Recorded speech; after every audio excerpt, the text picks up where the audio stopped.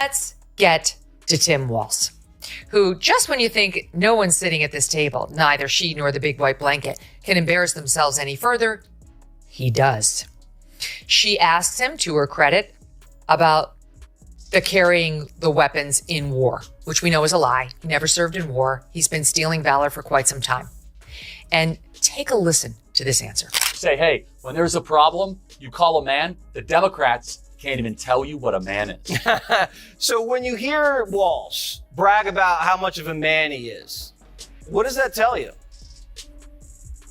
I think there might be a little bit of a cope there, you could say. There's a little bit, he has to remind us how masculine he is, trying to not even be able to load a shotgun or fix a truck. When Megyn Kelly and Charlie Kirk brought the political sledgehammers in for a brutal takedown, they exposed every weakness in Tim Walz's leadership, from failing policies masquerading as progress to broken schools.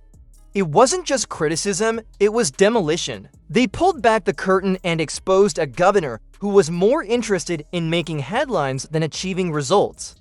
The show is over, and the truth simply stole the show. Said that you carried weapons in war, but you have never deployed actually in a war zone. A campaign official said that you misspoke. Did you?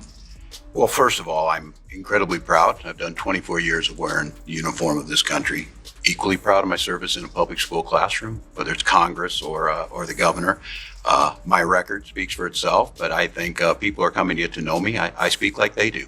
I speak candidly. I wear my emotions on my sleeves, and I speak especially passionately about our children being shot in schools.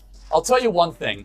The most masculine thing that someone can do in America today is stand up for women that are not able to stand up for themselves. Right. So while Tim Walz is going on Gavin Newsom's podcast, attacking me, by the way, saying that I'm a bad guy, well, I'm sorry, Governor Walz. One thing that we don't have in common is, unlike you in Minnesota, I, every single day, am actually fighting for female privacy in locker rooms and that women's sports will not have men in them. Real men stand up for women when they're not able to stand up for them. In the case of Governor Tim Walz, Megyn Kelly and Charlie Kirk arrived with enough fuel to turn his entire narrative into a bonfire, not because they harbored resentment, but rather because incompetence that loud practically begs for a microphone. They do not wait for permission, ask if the stage is clear, or whisper about it behind closed doors when they witness nonsense masquerading as leadership. The idea that you said that you were in war. Yeah. Did you misspeak as the campaign has said? Yeah, I said we were talking about, in this case, this was after a school shooting, the ideas of carrying these weapons of war. And my wife, the English teacher, told me my grammar's not always correct. But again, if it's not this, it's an attack on my children for showing love for me, or it's an attack on my dog. This is a sacred trust. In the spring of 2005, Walz walked away from that sacred trust, abandoning his post when he learned of an upcoming Iraq deployment. This is Senecal Pubula saying this. He is a coward. According to this Twitter feed, he is a quitter. And every veteran I've talked to thinks that Walz is close to betraying the country by doing it. Walz's act did not scream authenticity. Rather, it screamed consultant approved. Nonsense wrapped in second-hand sincerity. He wore the everyman label like a costume, parading as a Foley governor who understood the plight of the average Moton. Megyn, on the other hand, has spent years tearing down pretenders and plastic narratives, so she knew what she was looking at.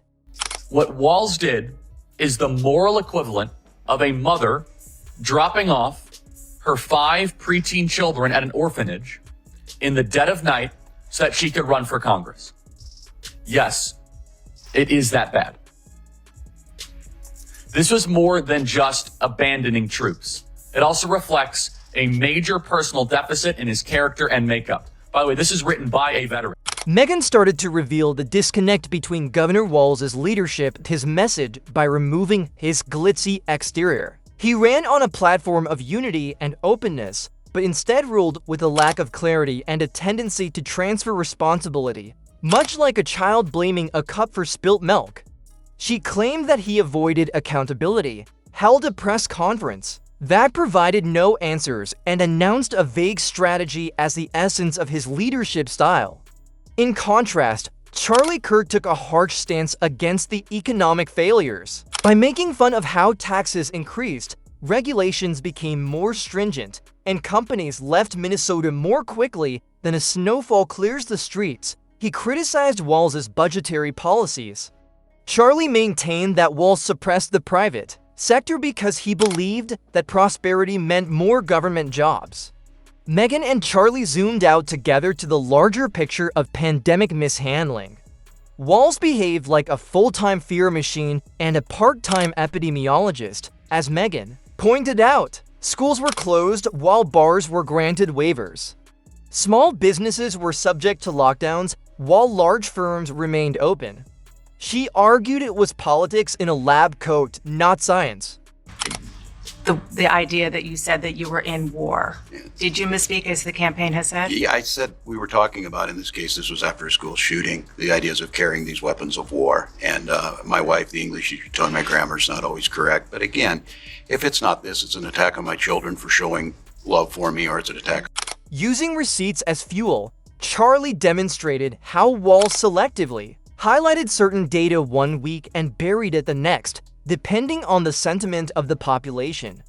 Projections were missed, hospital capacity were overstated, and policies prioritized publicity over actual protection. Charlie referred to it as panic management, not leadership, as it terrified rather than prepared the public, then froze under pressure like a deer in political headlights.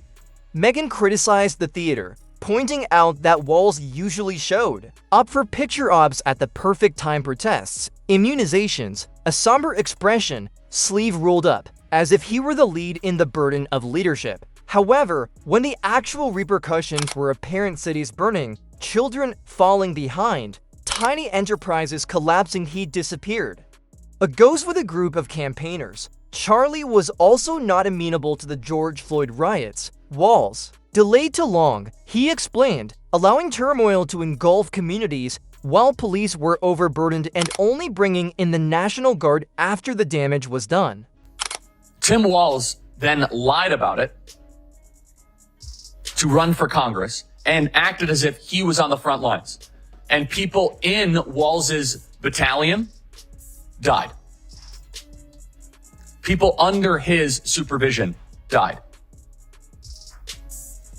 If Master Sergeant retired Walz could not be trusted to fulfill his duties he had to his soldiers, his unit, and his nation in 2005, how can he be trusted to be vice president in 2000? Charlie ridiculed the notion that Walz was awaiting additional information, stating that it appeared more as though Walz was waiting for someone else to clean up the mess so he could claim credit. The hesitation, stalling, and let it burn strategy all described a man who was more terrified of political repercussions than real flames, followed by education.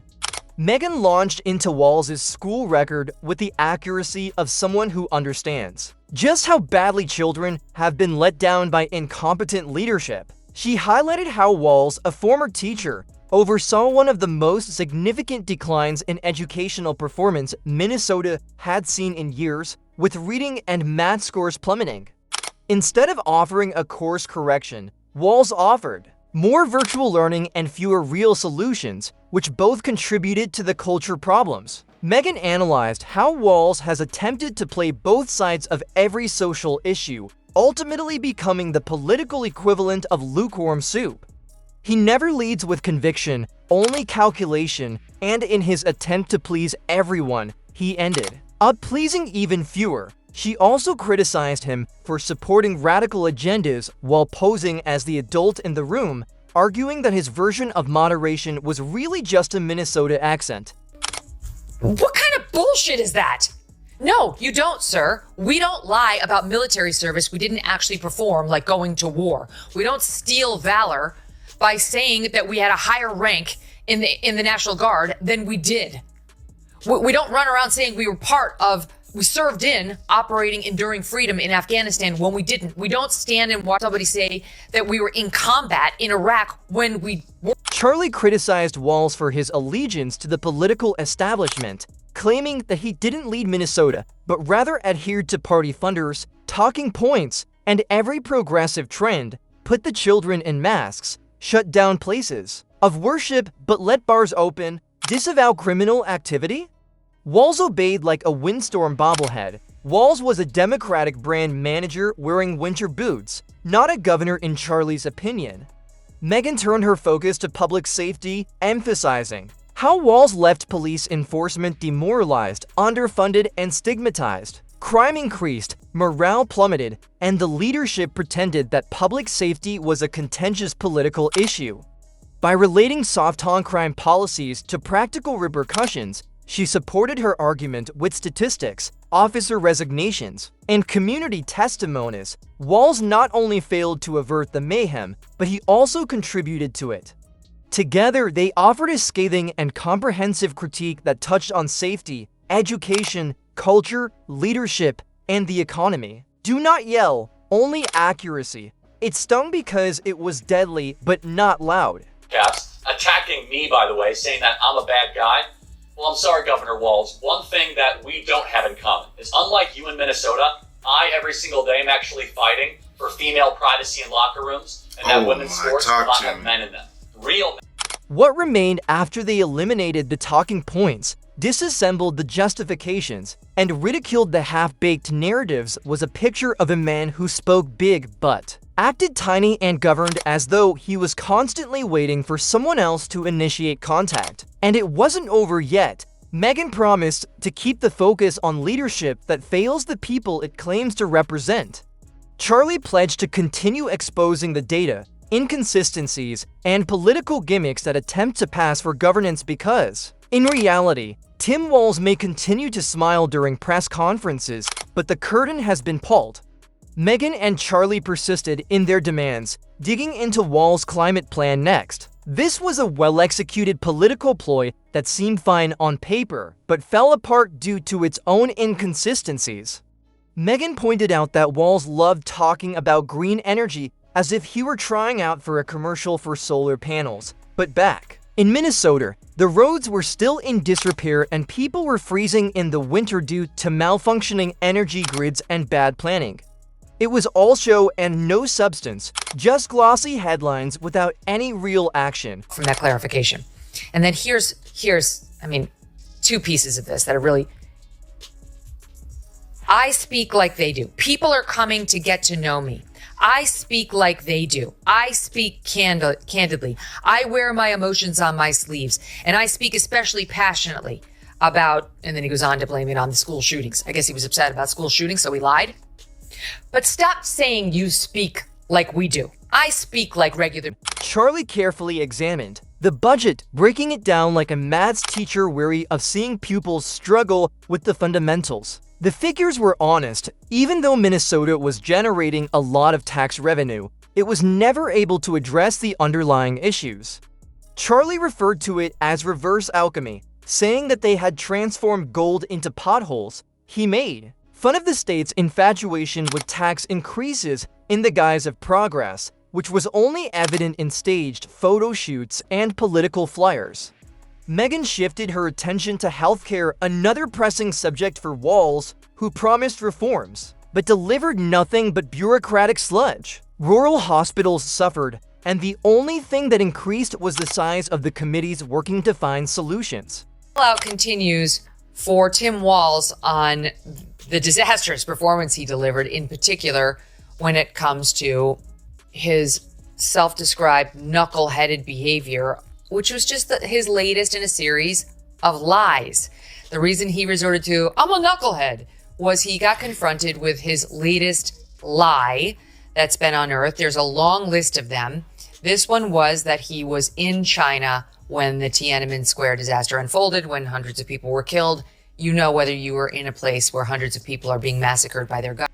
According to Megyn, it was the first health care plan in America that, simply by observing it, got people sicker. Doctors were upset, patients were left waiting, and the system appeared more like a hamster wheel than a working network. When Charlie addressed immigration, he emphasized Walz's ambiguous position, which was always couched in polite language and never in explicit policy, symbolism, sanctuary city gestures, and an open-door policy that disregarded the practical burden on communities already struggling with little resources. Charlie saw that there was a widening distance between what St. Paul politicians desired and what regular Motans were actually going through, and that Walz was erecting a bridge of promises that would lead nowhere.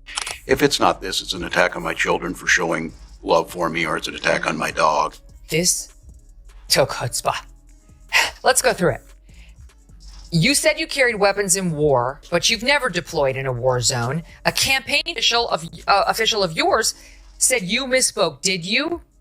Well, I'm proud, incredibly proud of my record. He keeps doing this. Equally proud of my service in the classroom. Did I mention I was a teacher and a coach, an assistant coach? Okay, whatever. But he's more stolen valor. In the classroom, I'm in the classroom. My record speaks for itself. It doesn't, actually. You've put a lot of lies into that record that you've been called out on by service personnel. Then they went back and looked at Walz's media strategy again, and Megyn ripped it apart.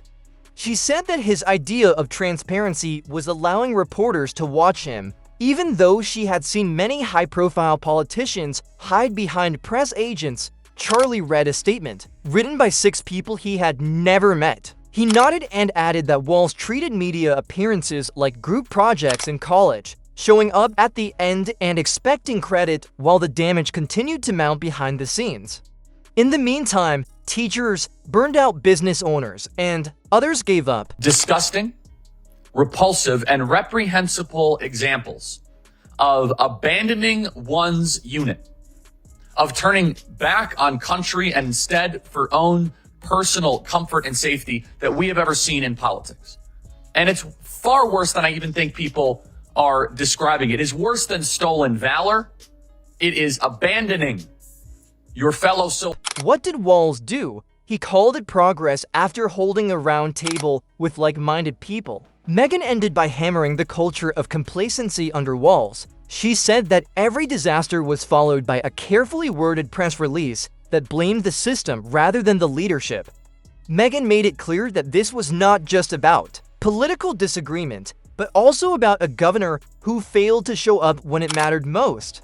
Charlie agreed because, in the end, it was about results, and under Tim Walz, results had been replaced with excuses, optimism had been substituted for spin, and leadership had been buried beneath layers of scripted empathy and shallow applause.